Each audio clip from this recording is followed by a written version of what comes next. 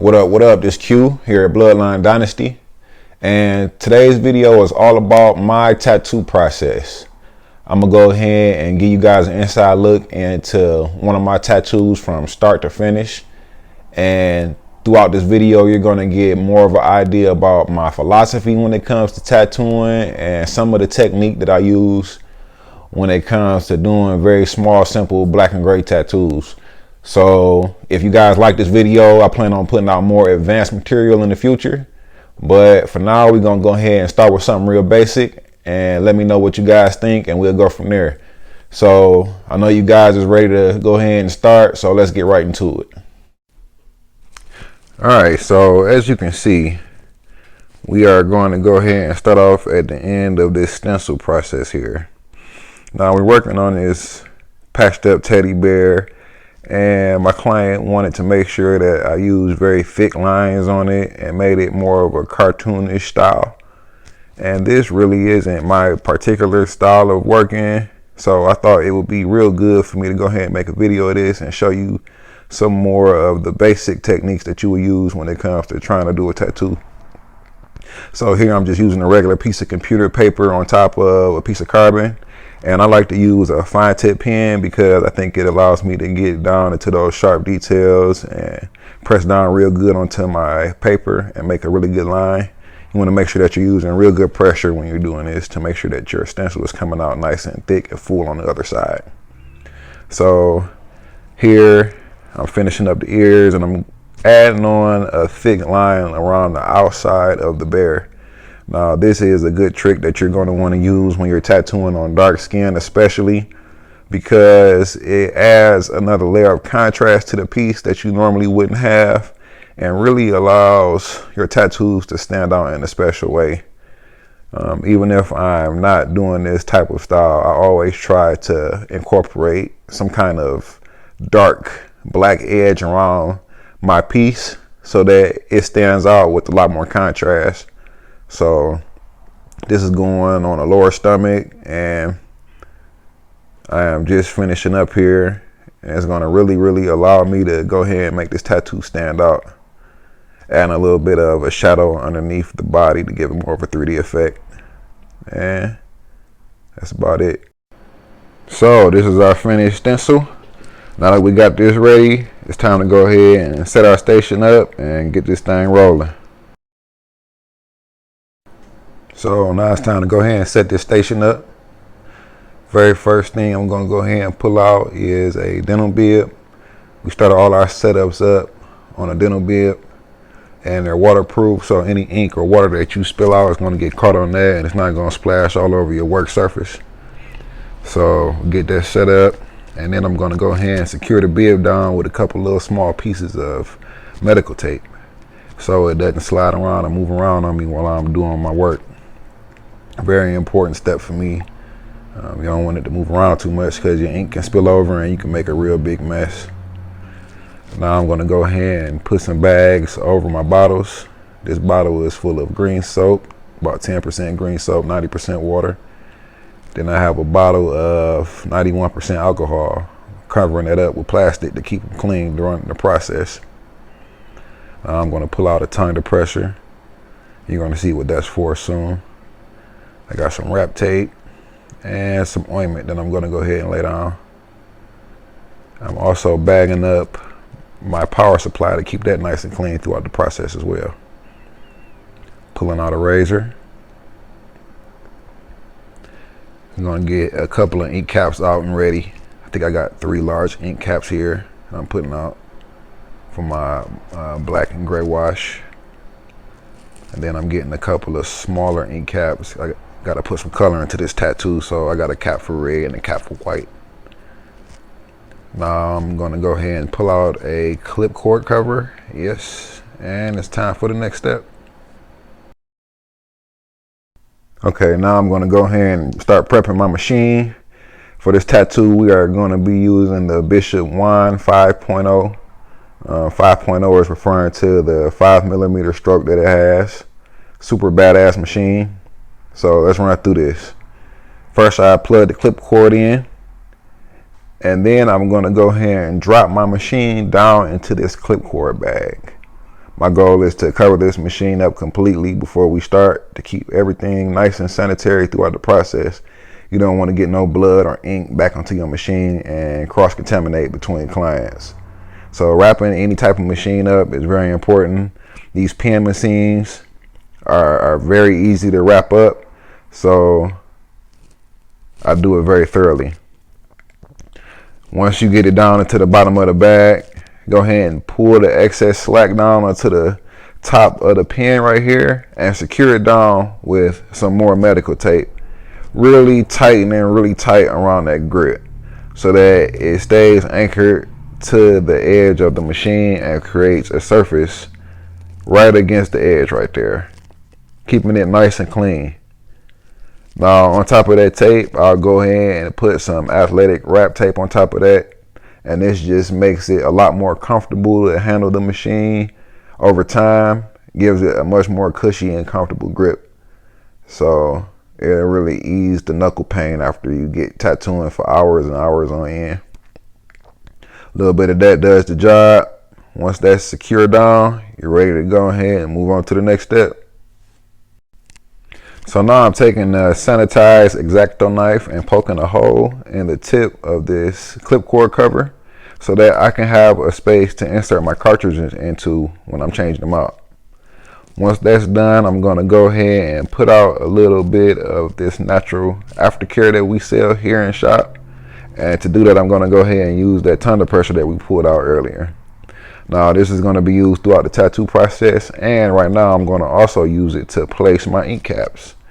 I like to use the ointment to place my ink caps because it works, it's clean. When you get done with the tattoo, you can just throw the whole bib away with everything on it and you're done. A lot of people like to use ink cap holders, but this has just been the best way for me, so I stick to it. Place everything in order, nice and neat down the line. And once your ink caps are all placed up, it's time to go ahead and move on to the next step. Now it's time to go ahead and cut the stencil out. When I'm cutting the stencil out, I try to make sure that I'm cutting as close to the design as possible so that as I'm placing it on the body, I can see exactly where it's going to go and I don't have a whole bunch of extra paper getting in my way when I need to see where everything is being placed. Now let's go ahead and place this stencil. So very first thing I'm going to do is clean the area off with green soap with a paper towel. Go ahead and wipe them down. Then we're going to soak the area down with the green soap so that we can prep them to be shaved. You want it to be pretty wet. Now when we go ahead and begin to shave them, you want to make sure that you're just being careful of the direction that you're pulling your razor in so that you don't cut your client. It's pretty self-explanatory. When you're looking at the body, you just want to pretty much go along with the curve and you'll be all right. Go ahead and get them shaved up here real quick. Once that's all done, go ahead and wipe them down with that same paper towel and get them cleaned up.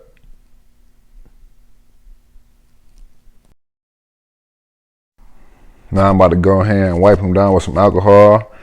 That cleans the area off thoroughly, and it also helps remove any excess oil that might be in the skin and really dries the skin up, which helps the stencils to stick a lot better.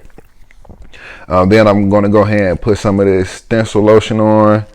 A lot of the times I'll use Stencil Stuff. That's a really good brand. This is a brand from overseas that I got from a guy's seminar that I had went to recently. And it works really great, so I've been using that for the past few months.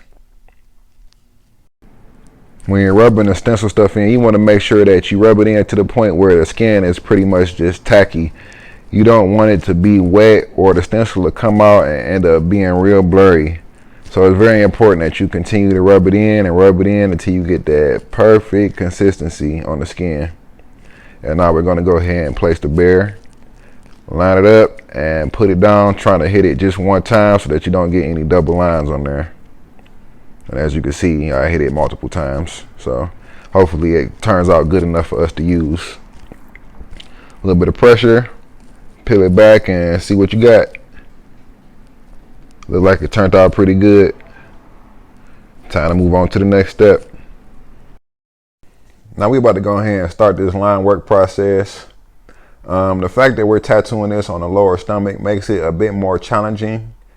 Lower stomachs can be kind of tough because there's not a lot of bone up underneath there, and it's a very stretchy part of the body. My client is in great shape, so it makes it a lot easier. But when you get people who don't really have any ab tone, the lower stomach area can be a real pain in the ass to work on sometimes. You're also going to have to deal with the client breathing, and it can be quite painful at times. So if the client moves any little piece of an inch, it can make it a little bit more difficult to really get those lines in the first time. So it takes a little bit of experience to get used to tattooing on the lower stomach, and you kind of gotta really get yourself mentally prepared for whatever the client may throw at you when you're working in more serious areas and more sensitive areas like this. So I'm just really taking my time, doing little small pieces of line at a time, and not really trying to overwork myself or stress myself out about trying to get the lines in one pass. And I'll try to get a better view so you can actually see my needle going to work soon here. But I just wanted to give you pretty much overlook into what we were doing and let you know that each part of the body is a lot different from the next. This is something that really takes experience to know, and it takes experience to learn exactly what you're going to need to do to be prepared for any situation that might get thrown at you. So I'm going to go ahead and skip up, fast forward a little bit through this so we can move forward and see what we come up with. All right, so here's a much better look at what we're doing. The most important thing that you want to keep in mind when you're outlining and tattooing is your skin stretching, especially on the lower stomach.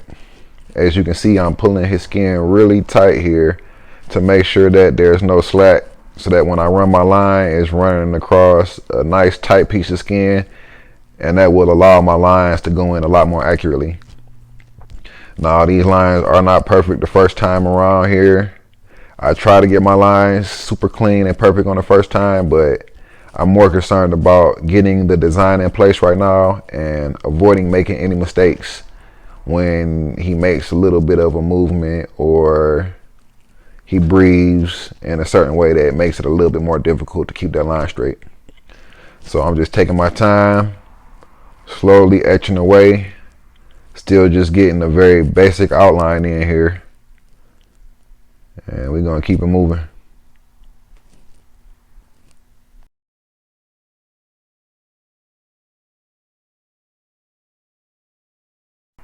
All right, y'all. So now we're going to go ahead and start filling our thick lines in with solid black. And to do this, I'm using the same liner that I use to outline everything with. You could switch to a little bit of a bigger needle. I'm very comfortable using the 3 liner to do small, solid pieces of shading. I feel like I like the accuracy and the amount of saturation I'm able to get in a very small space. You have to be careful using a very small needle to shade with though, because if your hand technique isn't right, you can really tear somebody up and put your client in a lot of extra pain. So I'm being very light, and I'm working from side to side in a small circular motion pattern, overlapping each pass over the last one, so that I make sure that I get a full saturation in each area before I continue to move on to the next. Sort of working like a printer would, back and forth, back and forth. Doing it this way and not jumping around when you're trying to fill in solid black will ensure that your blacks are really saturated and make that for less things that you have to go back through and fix in the end. So the slower the better when it comes to tattoos. Just take your time and it'll come out a lot better.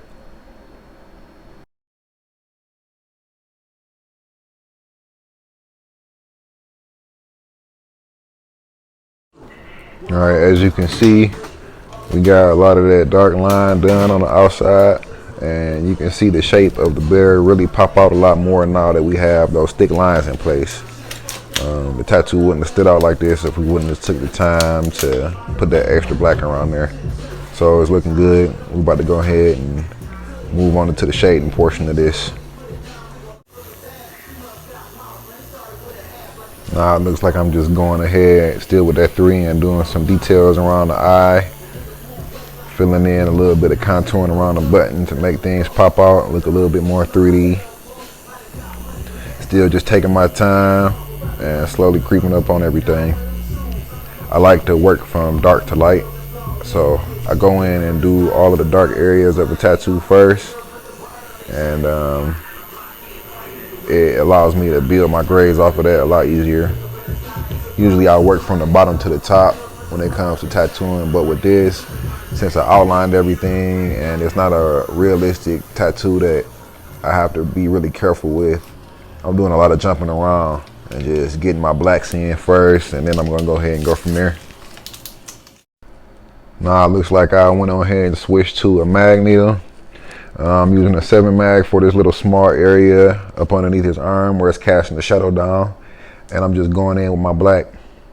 It's very important that you look at the areas of your tattoo that are dark and are hidden behind other parts of another area of the tattoo so that you can put your blacks where they need to be. Wherever you have something hanging over another area, you're going to have it casting the shadow down. So putting those blacks coming off of those edges are what's going to give your tattoo depth and allow it to pop up off the skin a lot more than if you didn't use black. This is a key to making your tattoo stand out regardless of whatever style that you're working in, is making sure that you get a lot of contrast into your piece. So I believe right now I'm going to go ahead and switch to a bigger needle, and we're going to start laying down some of this black here. Putting a little bit of ointment down to moisturize the skin as we're moving forward. And now we're back shading. And here I switched to a little bit of a bigger needle. I'm using a standard 11 mag needle here. And as I'm going in here, I'm just very lightly touching the skin with the needle. As you can see, I work in a back and forth rocking motion. And this allows me to slowly saturate the skin without causing too much damage and causing too much extra skin irritation. When you're shading, you want to keep in mind that you're just trying to tickle your client with the needle. If you can imagine yourself going over your client's skin with the feather trying to tickle them, you'll be a lot better off when it comes to slowly building your grades up. Now with this, I used a very simple shading pattern, meaning I picked one light source on one side of the bear's body, and I'm going to have a heavy shadow coming on the other side. Whenever you're shading anything, it's important that you keep the light source in mind so that your tattoo can end up making sense. I'm just coming off that edge, building my black up, going straight black here. So I start off with black off the edge, and then as I shade out farther into the area, I'll rinse my machine and dip into a lighter gray, slowly mixing my grays down until I get to the lightest gray, and I'll continue to pull that out into the skin to give it a really smooth transition from dark to light all the way out. Slowly just working. Everything is a slow job when it comes to this. It's real easy to fuck up and do too much, so I'm always slowly creeping up on my desired result, never rushing the process. You'll see I also try to move my needle in the shape of whatever I'm shading. So you can see this is a round arm. It's a cylindrical shape.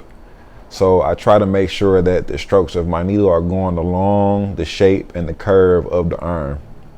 And when you're doing this, you'll find that your shading ends up looking a lot more smooth and a lot more realistic. You see how I'm just going along with the curve, I'm not shading straight across, I'm going along with that curve, so that you can make sure that your strokes disappear into the shape of whatever you're shading. Anything that you're shading as round should have round strokes. If you're shading something straight, like a straight edge or box, you should make your strokes go along with the shape of whatever you're doing. Very important key to get that super smooth look when it comes to this black and gray shit. So as I get my shading tones pulled out more, I kind of just lightly go above the tattoo and fade it out. As I'm coming out into lighter tones, my hand pressure is a lot lighter and I'm just tickling. Less and less pressure. Less and less pressure. Really slowly easing my way up into it. So this is how I approach my black and gray. It's a very slow build up. And if you can really be there to see how lightly I'm touching the skin, you will understand a lot more. One of the best ways you can recognize how deep you're going into your client is through the vibration that you feel in the opposite hand that you're stretching with. So you should feel a very light vibration. And if you go to shade and you start to feel that vibration pick up, you might want to be careful and make sure that you're not going too deep. And as you can see, as I pull the shade out with less and less pressure, the shading is getting lighter and lighter. And it's really starting to develop a nice fade there. So I'm trying to adjust to give you guys a little bit of a better look. I know it's kind of rough right now. There we go. Yeah. See how that shading is nice and smooth there. Full dark to light. And that's what you're looking for. And I'm gonna keep taking my time and trying to perfect this shading out. So here, instead of using straight black, I'm going in with the mid-tone gray. Again, very lightly touching the skin and slowly building it up. I try to feel a bigger area of skin out with a base tone. And then as I'm looking at my picture and reanalyzing where it needs to be darker at, I'll make it darker and I'll slowly make it darker. When you're getting off into these light tones, you have to approach it in a very careful, cautious way. So moving on to another area here because I'm really trying to just saturate all of my black and start with that dark first. Always working dark to light. So as you can see, I'm trying to make it a little bit better here for you. I start off very, very light.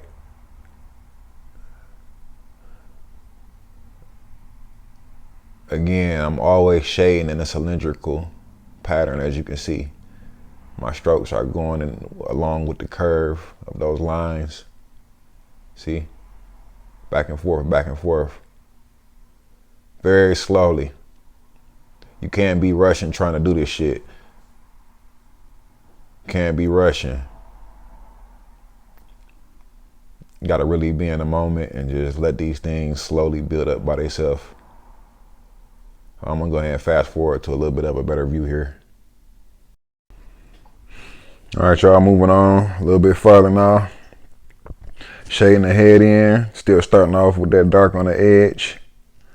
About to work my way over and slowly build these tones out. So I'm gonna go ahead and speed this shit up and let y'all get a little bit of a better look.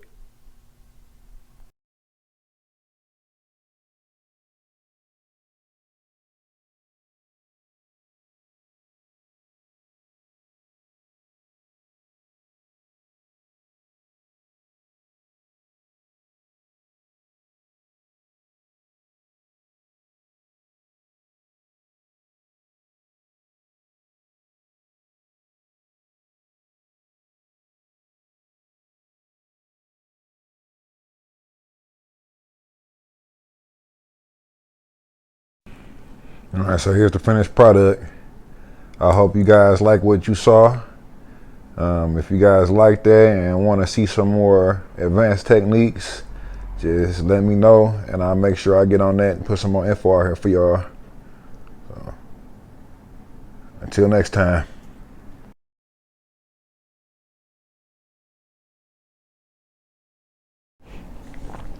All right, y'all. So that's it, man. I hope y'all like what y'all seen. That was real fun to be able to go ahead and put y'all through a little bit of my process so y'all can see what I do on a daily basis. Hopefully some of this info helped y'all out, gave y'all a little bit more insight into some shit that you can utilize in your own tattoo sessions. So until next time, happy tattooing. Peace out.